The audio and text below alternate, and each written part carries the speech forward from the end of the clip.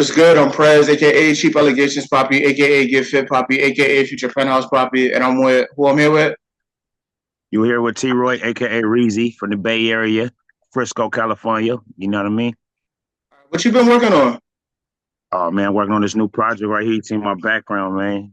Mm-hmm. Let me put it down right there, man. That's that real three right there coming out next month, man. It's gonna be fire, trust me. All right, next month. Yeah, next month, man.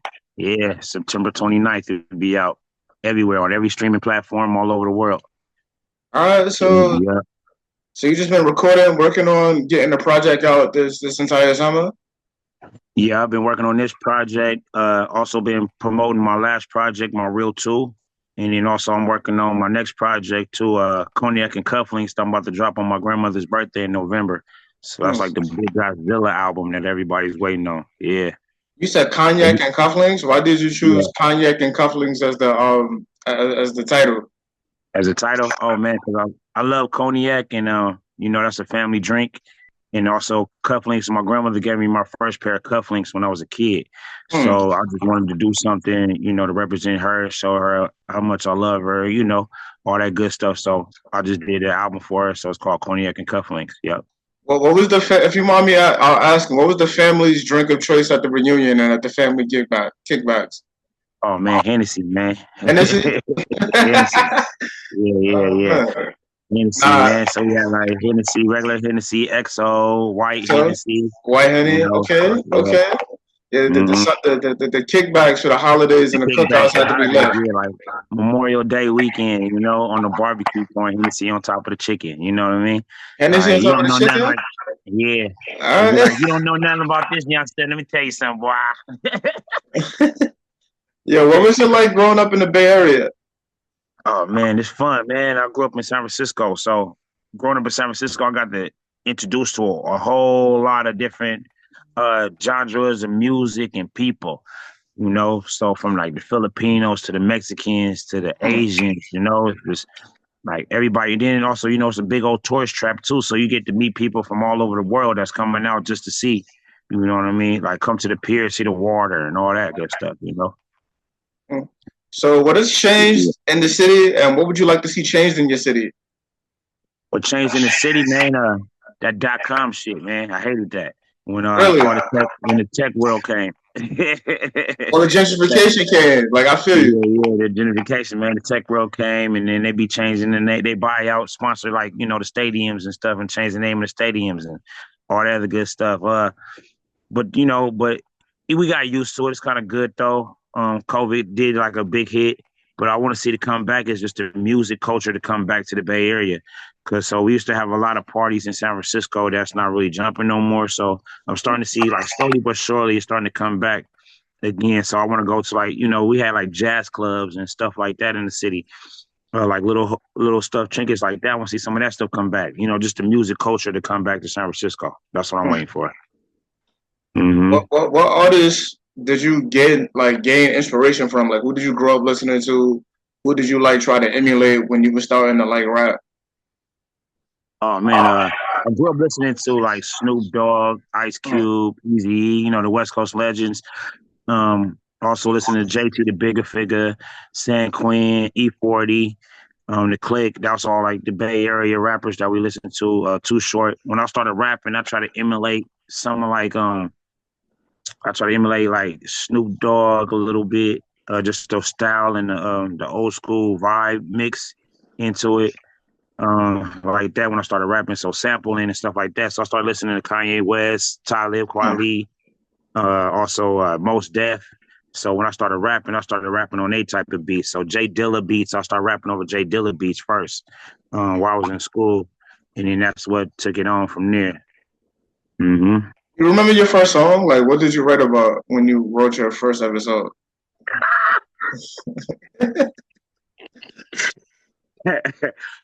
Yeah, so my first song I wrote was a gospel song. Actually, I was Mm. in church.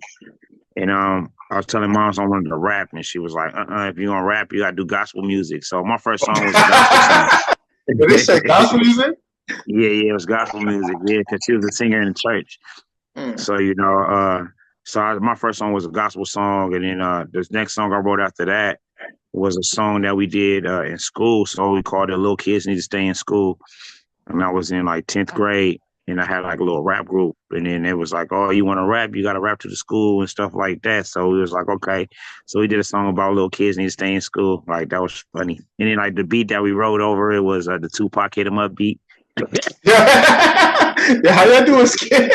Kids got to stay in school over hit them up. It's Oh, crazy. Hit 'Em Up, yeah, because Hit 'Em Up was just came out, and that was like all over the streets out here in the Bay at that time. So yeah, so we took that beat because you buy the singles back in the day when you got the singles, so you got the song and the instrumental, you Yeah, I know. remember that. Yeah. Yeah, so we had the instrumental. So we the band, we ended up flipping the instrumental live band with it. And then we just did it like little kids need to stay in school. And it was the group was called 415 Manolas. So it was like kids from San Francisco, kids from Oakland, and some kids from LA. So we just smashed it all together, like the area codes together. So it was 415, 510, and in LA. Like Hmm. that, yeah. I like that. What made you found Dues Paid Entertainment? Oh man, okay, so founding Dudes Paid Entertainment, what started off was I had another label that I started by myself, me and my little brother, and then we got the label name got snatched up and turned into a group. So it was cool. So like man, I just took it as me paying my dues in these streets, paying my dues on everything I did. So we just like okay, take it as a loss, like instead of getting down and getting mad about it, it was like man, fuck it, we paid our dues, man. So me and my god brother started Dues Paid Entertainment like that. So we paid our dues, and it goes with anything and everybody what they do. So sometimes when I talk to people about dues paid entertainment, I'll be like, when you working and you do your job, you got to pay dues, right? 3 months before you get on. You know what I mean? When you go into to these doing like construction workers, you got to pay dues every month. You feel me? So like dues paid, we paid our dues. hmm Okay, what's more challenging, running a company or being an artist? Running a company is more challenging. Running the Okay. company because you got other artists under you, different attitudes, and you know, different backgrounds that you got to work with, and you got to try to make sure everybody's happy at the same time. So yeah, that's really what it is. So is it more challenging to like put your album together or like put together or like help executive produce like the artist that you Um, have album?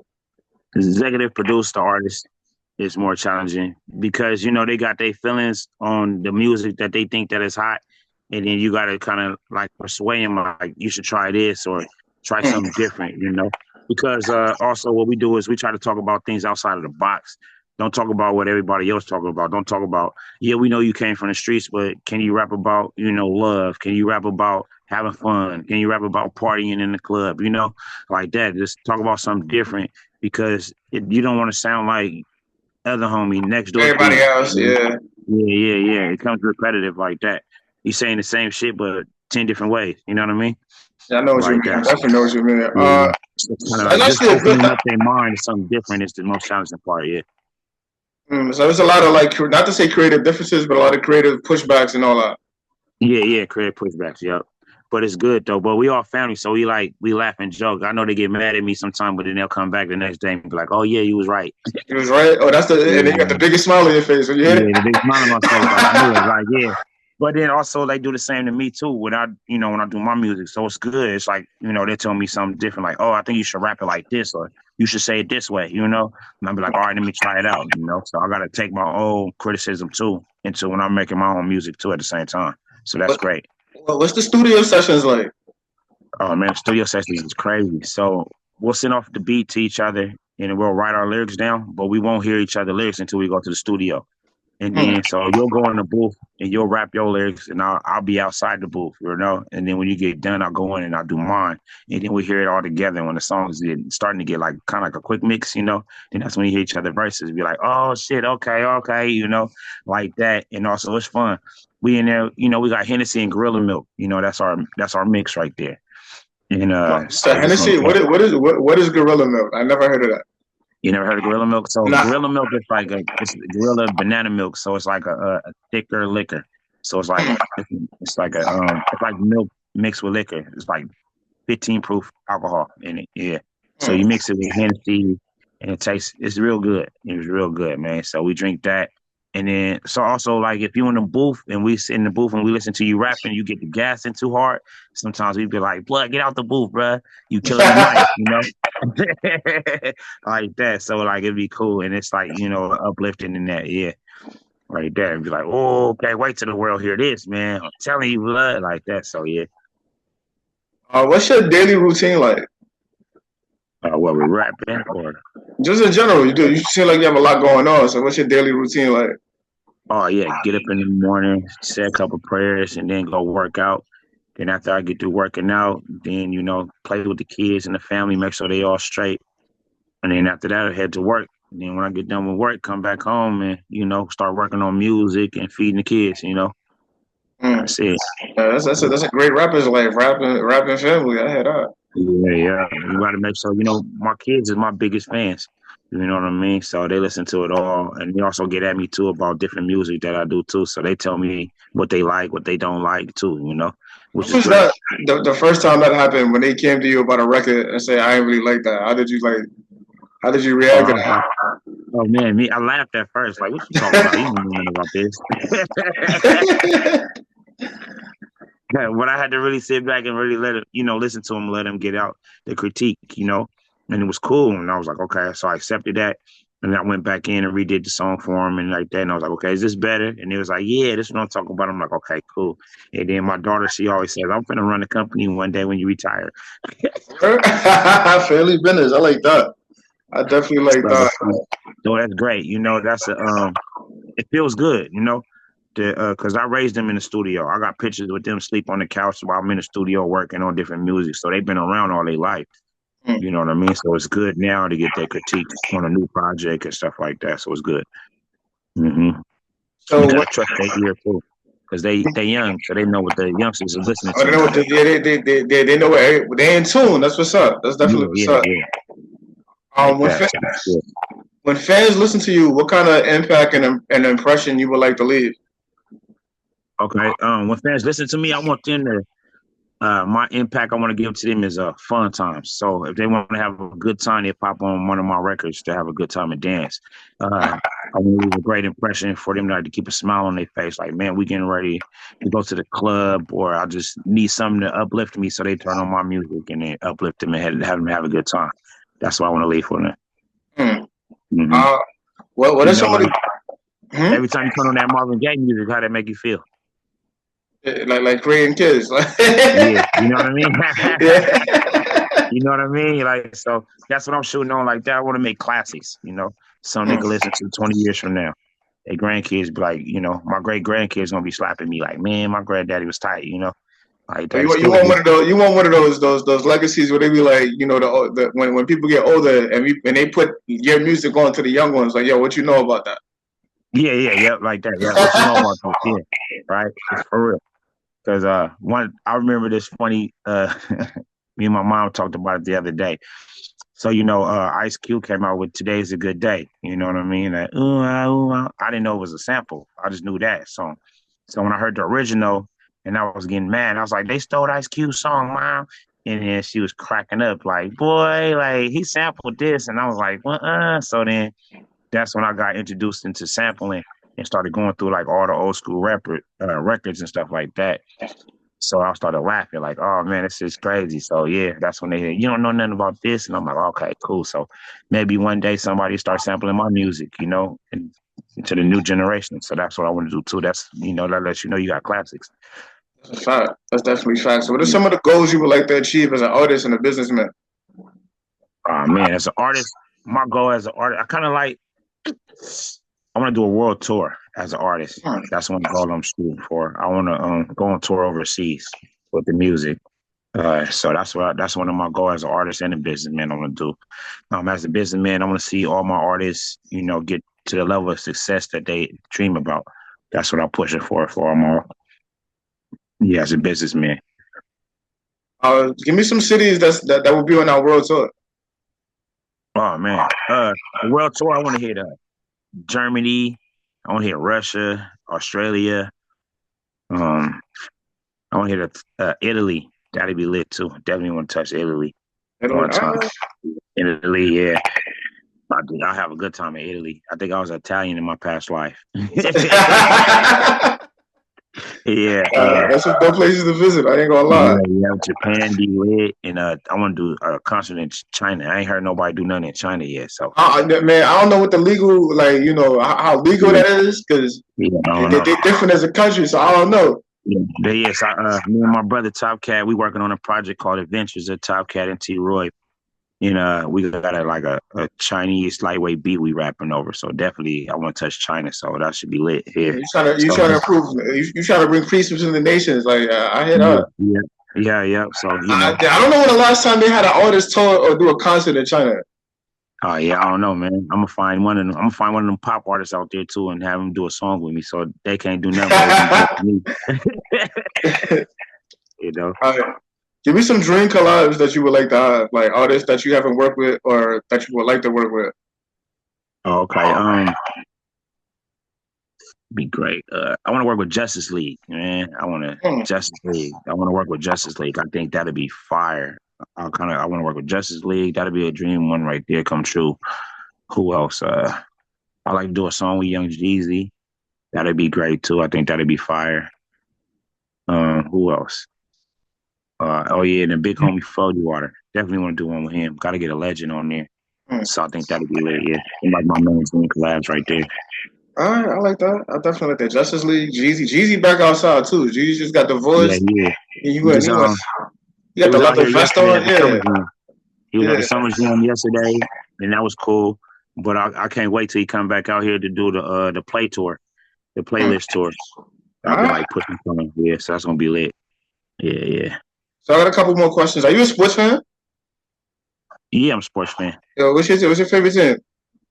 Oh man, the San Francisco 49ers, man. Oh, You that's a know? good one. All right. So would you Yeah. rather win a Grammy or perform at the San Francisco 49er championship parade? Ooh, I'd rather perform at the San Francisco 49 championship parade. Okay. Yeah, yeah, I'd rather do that. Yeah. So let's do it at the Levi Stadium too. Let's do it like there too. That'd be lit. You got to wear a jacket though. You definitely got to wear the 49er jacket fitted. Yeah, oh yeah, I got to. I got the jersey, everything. Yeah, I'm about to go to the Raider and Niner game at the end of the month too, so that's gonna be lit. Yeah. If you could eat any meal for the rest of your life, what would you eat? Any meal? Like for the rest of your life, every day, what would you eat?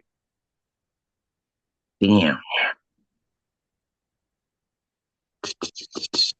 That's a good one right there, man. It'll be soul food.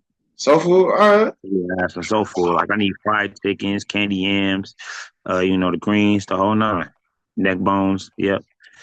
I have a fat bag eating that for the rest of my life. I'll be Yo, on one of them feet. I'll be on that 900 pounds and my 900 pound life. lifestyle, yeah.